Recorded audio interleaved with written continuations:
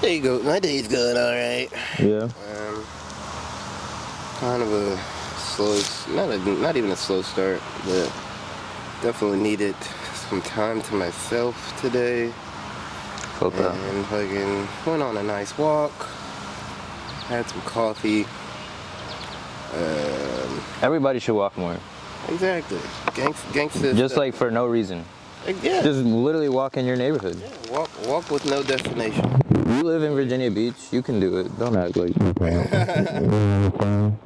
But yes, we are in this thing. Let me give the intro. Hey, it's me, Dante. And it's a cool conversation. Cool conversations with Dante is cool. Yes, we're gonna get the soundboard. Like I keep saying, y'all gotta just walk up to me and give me money. So we're gonna invest. We're gonna invest. You're gonna be like, damn, this show's so good. How'd it get so good? Because you gave me money. Thank you. Grind set. Grind set, Sigma. Yeah, Sigma grind set. Okay, but today we have a very special guest. Can you please tell the people who you are and what you do? Hello. My name is Esteban. I don't really know what I do. I draw sometimes, mainly. I feel the same way. So. I like to sit in public and draw. Okay. I like to bartend. Okay, you're good at bartending. Thank you, man. Make some very good drinks. I appreciate it. Yeah, I don't know. That just help the homies curate stuff from time to time. And blah, blah, blah. And just hang out and have fun with my friends. Behind the scenes, going crazy. Sort of. I guess. So when, first question. When did, excuse me. Yeah, no. Okay, I'm getting scattered brain. All right. When did art start in your life? You draw, you do poetry. Okay. You do. I do. I did do. Okay, yeah. There is a lot of creative things. Even the drinks, even bartending. It's like you definitely. Oh yeah, man. Do that in a. I'm not gonna lie. I love making me a good drink. Yeah. Yeah. And it's creativity to it, you know. Yeah, so, for sure. When did that start in your life? I think that started for me very. Actually, there was a show on Latin American Disney called Art Attack. I don't know if they had it in English, but it was just like they do like really big things out of like yarn or something, but it'd be like the size of this backyard and it's a portrait. Oh wow. And they just like lay down a bunch of yarn or like a bunch of random objects and then just do random creative stuff. Yeah. And it was sick. If you guys have never seen that show, look up clips of it on YouTube. Cause it was fun. I think they had one in English, but I'm honestly not too sure. Yeah. I don't really know why they do that. Do different shows in different countries. Yeah. But that show was sick. And I think it was just like, that show like just really made me more creative. And I used to always love Gorillaz, the band. And like that was like their self-titled was the first album I ever owned. And so I think, and in hindsight, it's a really there's no album that sounds like it. Yeah. You know what I mean? And it's like weird and stuff. So I think that like those two things are like what birthed like the curiosity, I think, of like making stuff. Yeah. All that sort of stuff, I think. Yeah. And then like as I got a little bit older and like middle school, high school and stuff, I would write a lot. Yeah. Like just for myself, like stories, poetry, and all that sort of thing. And then in 2018, I think. Yeah, in 2018, at some point, I got in touch with a lot of really not gay, sorry. Some of them were gay though, but some great writers from Richmond. And we started doing this thing called Rest in Poetry. So I think that was like the first time where I felt like I really like stepped out onto the scene or whatever. And those shows were sick because it was like 8 of us doing our original poetry, and then we'd open up to an open mic Right. for the crowd at the end. Yeah. And it was awesome. It was like a lot of fun, for real. So I'd say that's the start. That, and then also my friendship with Maddie and Xavier. Right. You know, that was like those things combined have took me to where I am today, I guess, for real. What's some inspiration for your art? Hold on, let me check them real quick. Oh yeah, that's the question. Hold on. Okay, my bad. Nah, you good. You good. What's the inspiration for your art? Like lived experiences, I guess. I think mainly, and just also I think like I guess if I'm talking about my visual art, I love nature the most.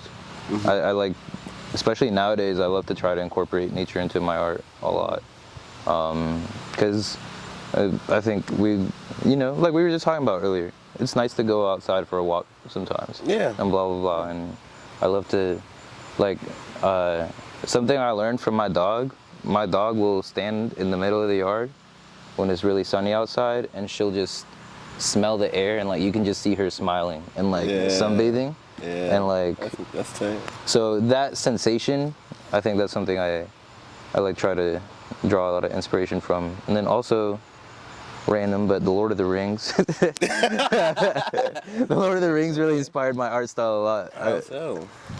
Cause it's like cool, it's dark, Yeah. it's like medieval, it's gritty, has a lot of light and dark components, and it's really violent. And Yeah, it is. I've never known a world that's not violent. Yeah. You know what I'm saying? And through my experiences, other people's experiences, etc. You know what I'm saying? I think the Lord of the Rings is like a good, I don't know, does a good portrayal of like that kind of stuff, I guess. In the sense that, like, I mean, in a very basic sense. Yeah. You know what I mean? Like in the. Have you watched the movies and the books, or read the books? Or Which one? Lord of the Rings. Oh, and read the books? Yeah. No, I have not really read the books enough as much as I try to read the Silmarillion ones, which is like it goes through like the whole beginning of it basically, like but it's way too hard.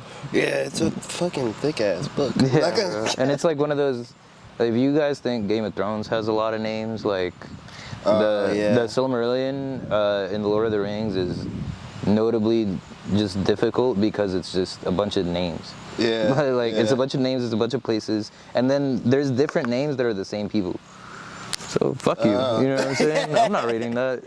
I'm not gonna lie. I don't even really like nonfiction, sort of because of that reason, or that's like one of the reasons. Not saying all nonfiction books are like that, but sometimes it's like, I don't know. It's hard for me to like.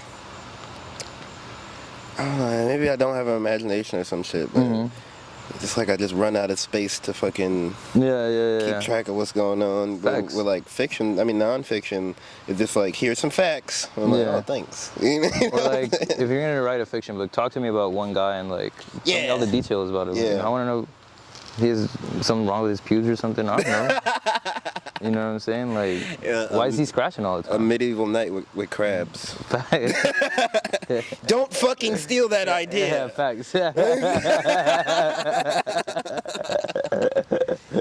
Well, yeah, so let's talk about some bartending things. Oh, yeah, man.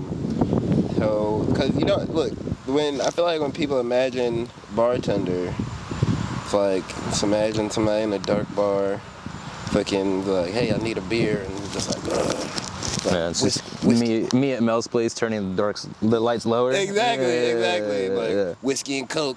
But you actually like, I don't know, what's the thing, like, I feel like you're more like a mixologist down there, because you actually put the flavors together. You know what I'm saying? Make your own drinks. Yeah, man. It's like coloring, or like it's like drawing or anything like that. The way I look at it. Yeah. You know, because there's there's like a few aspects to it of why I like bartending. The biggest reason why I got into bartending is because I love hosting stuff. And this is a love that I really discovered when we were doing High Tide. Yeah. You know, shout out that man's scholarship. Also shout out Deepak. Also shout out to Dante. You know what I'm saying? That's High Tide. But like when we were doing high tide, we were doing high tide, and then I started working at the Atlantic, which is where I'm currently working at right now. I like realized like it was the same thing being done at both places. Yeah. You know, the only difference is like at high tide we're selling you like live art or whatever, blah blah blah, and then at the Atlantic we're selling you oysters and wine and whatever. But we're still hosting you though. Yeah. So like I like bartending because I love to host people. I like to curate experiences for people and stuff like that. And so then when it comes down to drinks, right, when I'm thinking of a cocktail, like for example, I did a party for my friend Coco. Yeah. Shout out Miss Coco Mamba. And I made like a 3-drink menu or whatever. And I'm just gonna break down one drink, which is Where is France? We're in the 7-5. That's the name of the drink. I like that. So it's a riff off of a French 75 and a Bee's Knees, which are two classic gin cocktails. Yeah. One is, the French 75 is gin, lemon, sugar, and champagne. And then Bee's Knees is gin, lemon, and honey. Now, I also know that ginger tends to go really well with gin. Yeah. And so does chamomile. And then, so I found a chamomile anise tea at the E-Mart. Threw like 4 bags of that into the gin. Let it chill. I also threw a nice piece of ginger into the gin. Yeah. Let it sit there, whatever. Then I bought some fresh red desert pear. So Fuck, this is crazy. so desert pear is like really bright in flavor, but it also has a lot of earthiness. Yeah. And the natural flavor. Like, so you can buy desert pear syrup, but it's gonna taste really candy-ish. And so desert pear does have that like candy bright taste, but it's still got a lot of earthiness to it. Yeah. So I made a honey syrup with that. Because you know, honey, we've all tasted honey. It's like very specific, natural aromatic flavor. Yeah. So then it was the gin infused with the chamomile anise and ginger, the honey syrup, and then just lemon and champagne. And that shit tasted like a fucking IPA almost. It was a really cool. It was like, because it had a lot of different depths of like flavors, but then like once you start to learn like how flavors work, it's like literally like a fucking color wheel. You know what I'm saying? So it's like, I know that, for example, bourbon